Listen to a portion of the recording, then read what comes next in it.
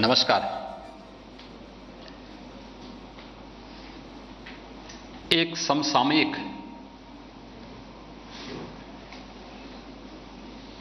मुद्दे को राष्ट्रीय बहस का मुद्दा बनाने के लिए रिपब्लिक भारत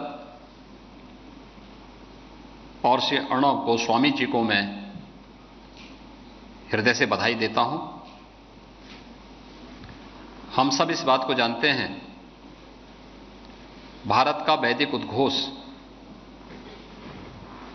माता भूमि पुत्रोहम पृथिव्या का रहा है। यह भारत की सनातन संस्कार भी रहा है और इसलिए हर भारतवासी उत्तर से दक्षिण, पूरब से पश्चिम, जाति, मत, मजहब, क्षेत्र, भाषा, खान पान सब कुछ अलग अलग होते हुए भी भाव और भावना के साथ एक भारत की परिकल्पना के साथ सदैव जुड़ा रहा है। आदि शंकराचार्य केरल से चलकर के एक सन्यासी देश के 4 अलग अलग कोनों में 4 पीठों की स्थापना करता है। यह उसी भाव को प्रदर्शित करता है जो भारत का सनातन वैदिक उद्घोष है। और नेशन फर्स्ट, यह हमारा सौभाग्य है कि मैं जिस पार्टी से जुड़ा हुआ हूं, उस पार्टी का उद्घोष भी यही है कि राष्ट्र प्रथम, पहले राष्ट्र, फिर पार्टी और फिर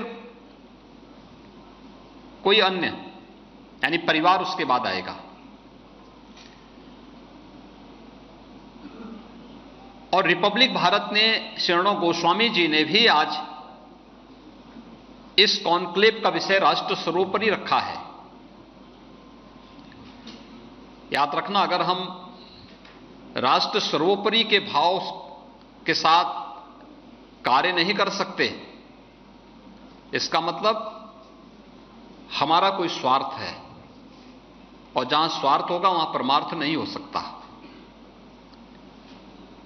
राष्ट्र सर्वोपरि का भाव हर नागरिक का प्राथमिक दायित्व है और हर भारतवासी ने उसके अभिव्यक्ति आजादी के अमृत महोत्सव कार्यक्रम के अवसर पर भी व्यक्त किया।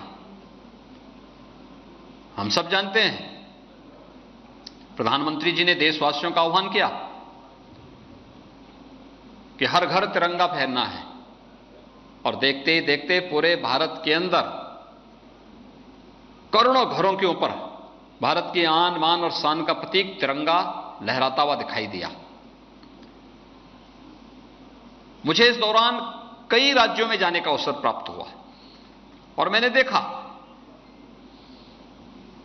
कि तिरंगा के प्रति और किसी राष्ट्रीय आयोजन के प्रति, राष्ट्रीय पर्व के प्रति जन भागीदारी का इससे अच्छा उदाहरण और अब तक देखने को नहीं मिला, जो आज इस बार हम लोगों ने 15 अगस्त को देखने को हमें प्राप्त हुआ।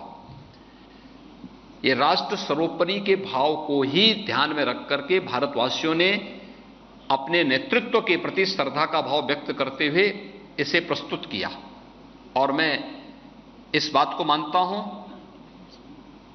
कि रिपब्लिक भारत राष्ट्र सर्वोपरि के इस भाव को प्राथमिकता देते हुए निरंतर कार्य कर रही है, इसको एक राष्ट्रीय बहस का मुद्दा बना रही है। रिपब्लिक भारत को मैं इसके लिए हृदय से बधाई देता हूं और विश्वास व्यक्त करता हूं कि पत्रकारिता को भी वह केवल सस्ती लोकप्रियता हासिल करने का नहीं, बल्कि राष्ट्र प्रथम के भाव के साथ आगे बढ़ाने के इस अभियान को एक निरंतरता देता रहेगा। इस पूरे कॉन्क्लेव के प्रति मेरी मंगलमय शुभकामनाएं।